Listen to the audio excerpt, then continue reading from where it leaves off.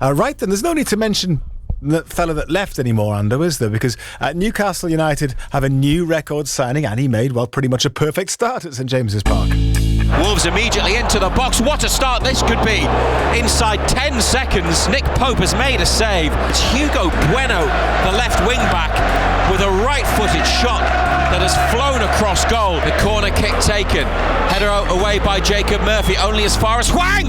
And Pope with a diving save out to his right. On for Murphy, just inside the box. Jacob Murphy is behind Bruno. Voltemada's kept it alive. Back to Murphy! And that's a good try from Jacob Murphy, left-footed, curling, and it had Johnson diving across his goal, but it's just wide. Given away, laying out from the back straight to Bruno, who's back on. Voltemada, nice hold-up, and a lay-off to Joelinton. Barnes left side of the area, on for Joelinton again. He cuts it back towards Barnes, and it's ended up in the hands of Johnson off a defender. Livramento to the near post, headed across the box. Oh, and it's a big save by Johnston. Jacob Murphy was arriving at the back stick and he hit it straight at the keeper. It's a massive save. Murphy delivers the ball for Voltemada! Nick Voltemada! Newcastle's record signing on his debut scores with a header. What a start for the new boy, the new striker. His first chance. First time they put one in for him to get on the end of, and he beats Johnson with the header from close range. What a moment for Nick Voltemada. Shares clearance straight back to Krejci, who doesn't cross, instead plays it back to Bueno, goes on the outside. He delivers it, and then the header just wide. Here's Bruno from Joelinton. Bruno's ball, which finds Trippier. It takes a while to reach him, but inside from Trippier to Jacob Murphy. Murphy off target with that effort. Livramento, brilliant, and Voltemada dinks it in behind for Barnes. The flag stays down. Barnes in the area. Looks for Murphy. Surely this time Murphy. Yes! But the flag is up. And offside is the call. Murphy has the shot. It's blocked and comes back to Tonali. Tonali's effort hits the post. Sandro Tonali left-footed off the base of the post.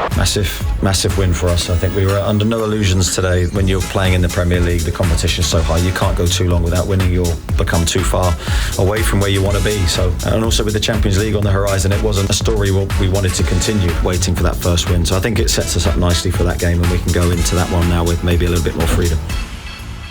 What did you make of it, John?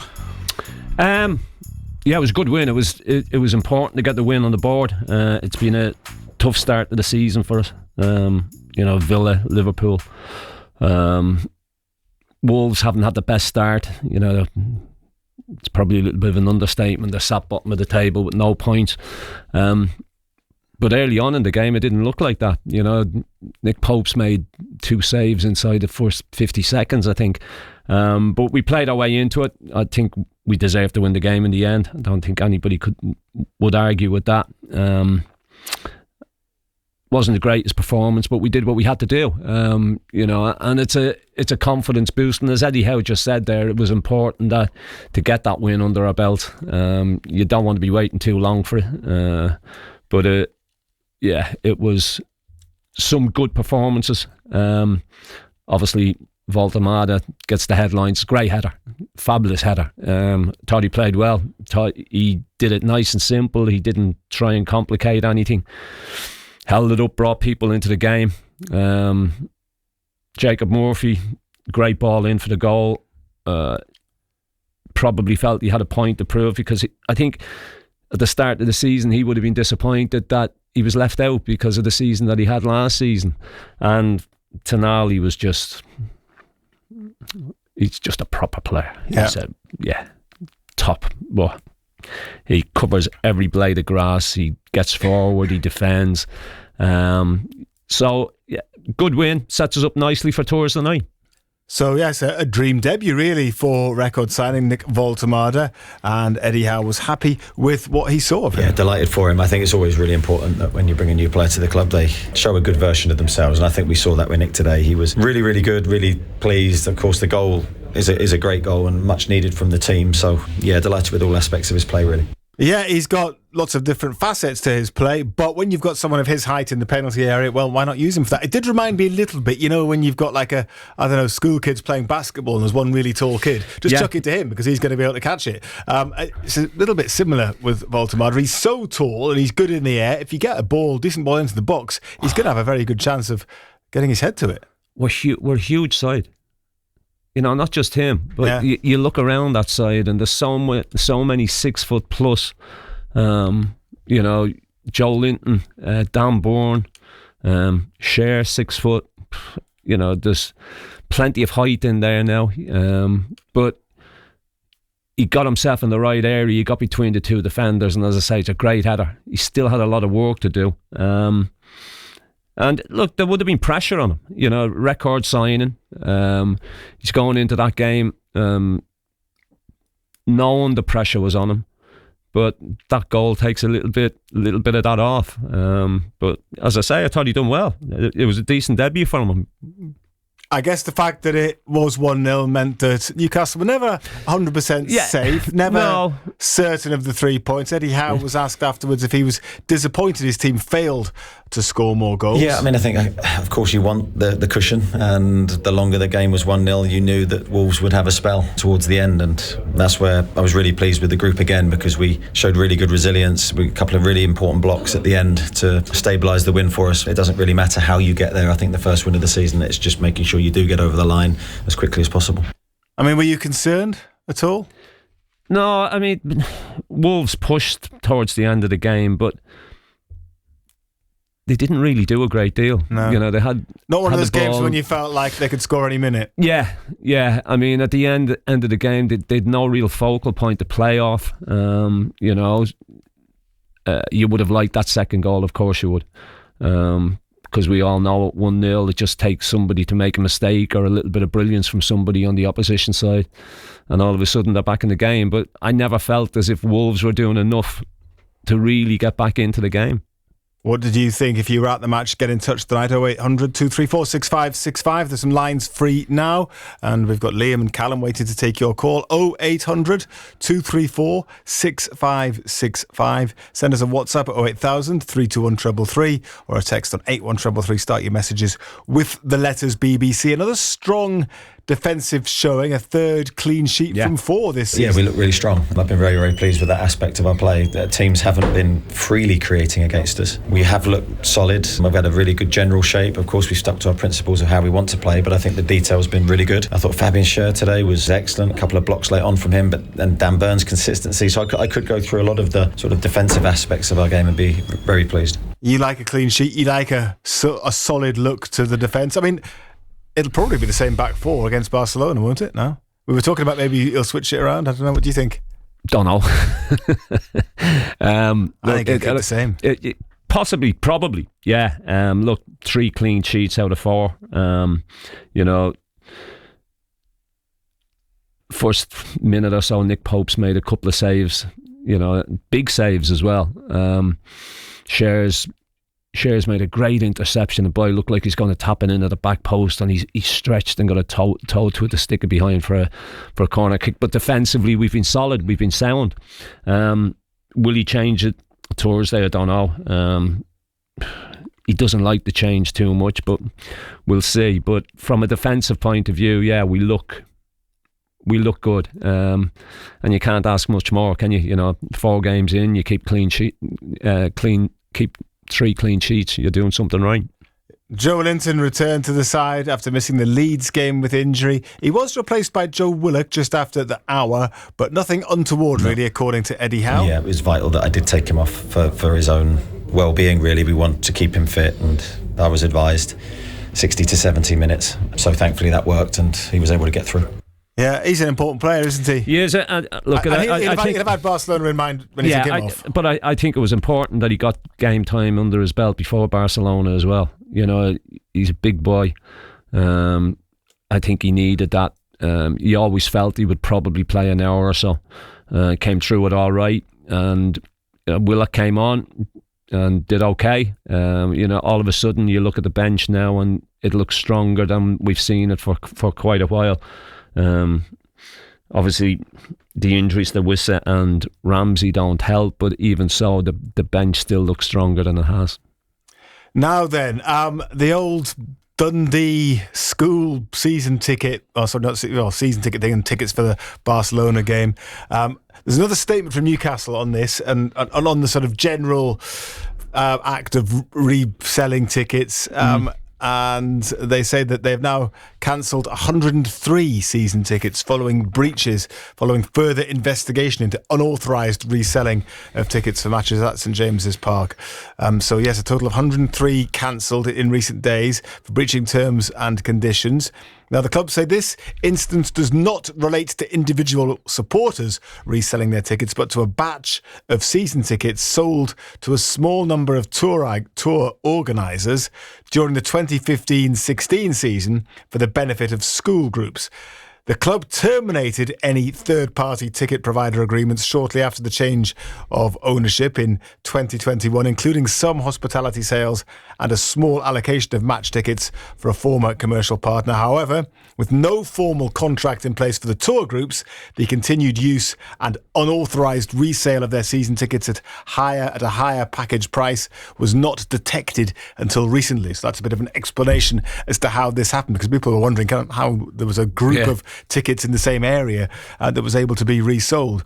And the statement from the club goes on to say that at a time when we are doing our utmost to protect legitimate access for Newcastle United fans, we want to be fully transparent and we apologise for this oversight. The club has not received any funds above the face value price of these season tickets and has immediately returned the seats for sale to supporters who have entered the official ballot for upcoming fixtures. Supporters who suspect unauthorised reselling are urged to send relevant information to the email address that they give, which is supporter.services@nufc.co.uk. You can read all of that on the club's website, but that's just them clearing up a little bit what's happened. So there were these tickets that the tour operators had a hold of still, a bit of a legacy from there was 10 years ago. Yeah, there was speculation, wasn't there, about how they got them and who was selling them and who was doing what. But I mean, if tour operators have been buying those tickets and buying them in bulk, at least the club's got a hold of it now. Now, Newcastle United's women started life at the Gateshead International Stadium with a draw against Sheffield United. Came from behind. Charlie Devlin scored for the visitors before half-time. Jasmine McQuaid with the equaliser with 5 minutes of normal time to go. And also in WSL2, Durham's women fell to a 2-1 defeat at home to Charlton Athletic, unfortunately. Now, Beth Heppell put them ahead, which was a significant moment because that was her 100th goal for the club. Congratulations. Excuse me. Hiccuped. Congratulations to her. I was so impressed with Beth Heppell's 100th goal, it made me hiccup. She became the first player to reach that feat. The away side, though, scored on 75 and 83 minutes, unfortunately, which rather flipped the game on its head. Do get in touch with Total Sport this evening. We would love to hear from you. Total Sport North East. Call free 0800 234 6565. BBC Radio Newcastle. Let's have a chat to Alan, who is on the line now. He's a Newcastle supporter. Hello, Alan. How are you? Hello, lads. Good evening to you all. I'll tell you what, lads. I've got to mention Davy first. It would be remiss of me if I didn't. What an inspirational bloke that was. Lads, it's a good job. I wasn't on straight away. I was so choked up. I know it was a likelihood it was going to happen to him, but I didn't want it to happen. Do you know what I mean, lads? Yeah. And, exactly.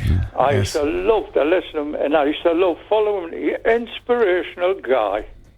Yeah, well said. Can I say my sincere condolences to his family? Well said, Alan. Of course you can, Alan, and they will appreciate it. I know they will. Right, lads. Do you mind if I can, after saying that, talk about Newcastle now? Of course, go for it. Right, about our centre forward, John. Right, now, the goal he scored was a brilliant goal and a great cross. However, there was other parts to his game what I really loved, and that was the way for a big guy getting it down. Do you know, John, we've been shouting for a creator, and he's doing it from the number 10 position? Can he do it from that position? Because he brings them straight into play. And with Newcastle pressing up, right, they're going to catch some teams on the back foot this season. You mark my words with that guy in the team. Yes, we'd like to see the other lad fit, but just right now, hey, if people catch on to his place, and by the way, the lad was honest enough after the game to say he cramped up and he had to come off, and he said, it is quicker. They were right, I heard it was, and he found out. You know, he said that to the manager. Yeah. Look, I thought he played well. I agree with you. I thought his hold-up play was great. I thought he brought people into the game. Very rarely misused the ball. I can't recall him giving the ball away, to be quite honest, Alan. You know, some of the things he did was nice and simple, but that's all you want at times. You know, he didn't try and overcomplicate things. And you're right, the header, it's a great header. It's an absolutely wonderful header. I think Marco would know a thing about that. He got his body in the right shape, and he seemed to be going up when the other lad was coming down. And he was a big lad, by the way. Yeah. You know? Yeah, it was a great cross. I mean, I thought Murphy played really well at the weekend as well, and it was a wonderful cross.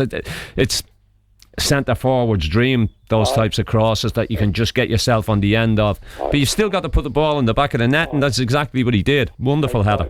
Yeah, you're right what you said about Tonali earlier on, John. Mate, what a player he is. You know, Declan Rice, he's that type of player, and he's every bit as good as him. Bit as good as him. He's on a different level. You know, his work rate, his desire, not just to get forward, but defensively as well. He reads things so well. He was brilliant on Saturday. He was top. He was. Different class. Yeah. Thanks very much for listening, lads, on this very sad night. Cheers, Alan. Thank you very much indeed for giving us a call. We do appreciate it. The number is 0800 234 6565. Do keep the messages coming in as well. 08000 321 333 on WhatsApp, 81333 on text. Start your messages with the letters BBC. This message is from John, who says, evening lads, I hope you're well. I have to say, as a Newcastle fan, the two best midfielders I would say that we've had in the Premier League are Rob Lee and Gary Speed, but Sandro Tonali is up there with them, and I can't wait to see him perform against Barcelona. He's got an engine, and I've never seen on a player before. What price tag would Ando put on him? Oof. Don't try and sell him, Ando. No, but if you had to, I'm not putting a price tag on him. No, refuse to put a price tag on him. 200 million. He's just the real deal. He's just a great all-round player. I don't think there's a weakness to his game. He does everything well. This one from John also goes on to say, also delighted with Nick Voldemort, who's got a great header that Shearer, Ferdinand or Big Dunk would have been proud of. He's a bit retro in his message today, John, isn't he? I like how he comes across in interviews as well. Great start. Let's hope that this is the first of many. Rob in Bonnie Berwick says, hi lads, does anyone think Voldemort looks a bit like Rudy Voller? Remember him? Sort of see that with the hair and the moustache a little bit. Rudy Voller wasn't as big. Wasn't as big as that, no. Not by any means.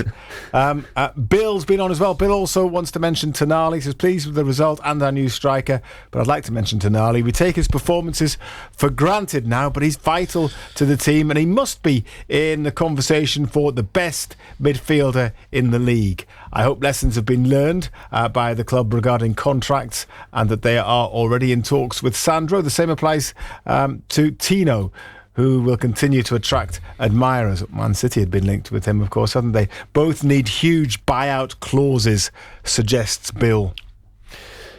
Yeah, you'd like to get them tied down. You know, Tonali, not too sure how long he's got left, but you want to keep your best players. You know, this is a conversation that we've had many a time. You want to build your side around these type of players. Tonali's just, as I said, just a complete player for me. Does everything well.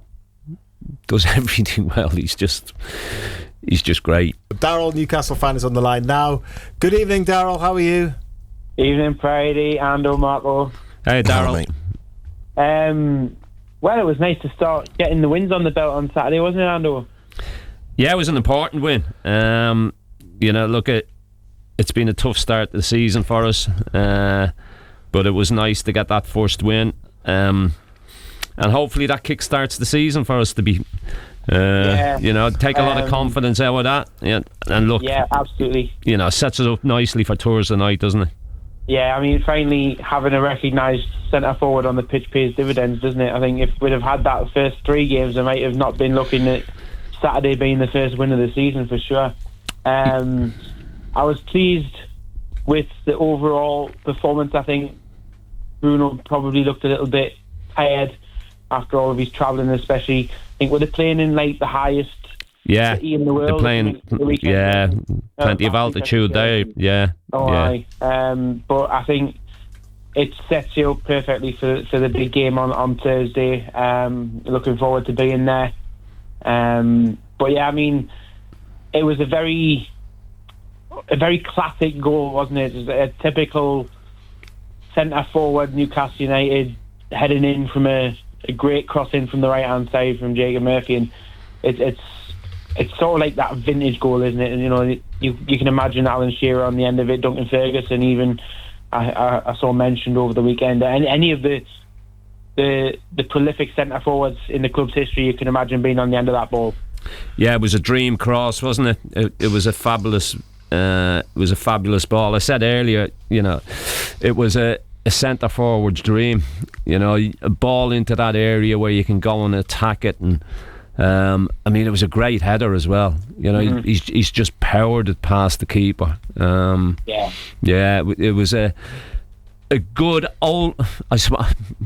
an old-fashioned centre forwards goal. I don't mean that disrespectfully either, but it was. It was a. Stick it in there, go and attack it, and put the ball in the back of the net. Absolutely, and I think looking at the game overall, I actually think that Voldemort will actually be beneficial to the rest of the team as well. He set up Jacob Murphy for a great chance when he put it wide with his left foot. Yeah, and I think he'll do a lot of wonders. He'll certainly work well for the rest of that attacking lineup, and even for the advancing centre midfielders as well. Yeah, what I would say is, for such a big guy, and I mean, he's a big fella, his touch is excellent. His first touch was great. He brought lots of people into the game. He's one of those where he drops a little bit deep, and players can get beyond him, but he just brings people into the game as well. I don't remember him giving the ball away. I can't recall him giving the. Every time he got it, and he just did it nice and simple as well. The closest black and white shirt, he just went bang, one touch, there you go. He was, it was an impressive debut. There's no doubt about it. And looking at some of the highlights of him before, looking through his career in Germany, he does that really well. He seems to manage to have that strength and that upper body strength to just fend off defenders and to hold on to the ball, like you say. And looking forward to the big game on Thursday as well. We've got a lot of height in our team now. Oh, huge, yeah. From what I've seen, this Barcelona team that will come and see us on Thursday night aren't the tallest, so we'll certainly have a form of height advantage. But again, it's Barcelona. They have a philosophy. They play extremely well. I've been a massive advocate of the Barcelona style for many years now, and it's going to be difficult because they keep it. They are very good at keeping the ball, and they will just pass. They'll pass us to death. That's what they'll try and do. They'll get hold of the ball. They'll try and pass us to death, and then at that instant where you just about get tired of them doing it, they'll break through and they'll cause problems. But I think, like I say, we've got that height advantage, and I'm really looking forward to it because we're going to have a fresh Elanga, and we'll also have Gordon available for this. And I think them two either side of Voldemort is something to be very excited about. It'll be interesting to see what he does, on Thursday night. I think Jacob Murphy will be very unlucky if he's left out. I think Gordon will come back. I think Gordon will come back in on that left side, in place of Barnes. does Hall come back in at left back and put Livramento back at right back? There's a lot of games coming up, and he's going to have to utilise the squad. But I think the midfield three picks themselves for Thursday night as well. Without doubt. Unless he puts Livramento at right back and brings Hall back in at left back. I'm not sure. Not sure. Turn my microphone off there.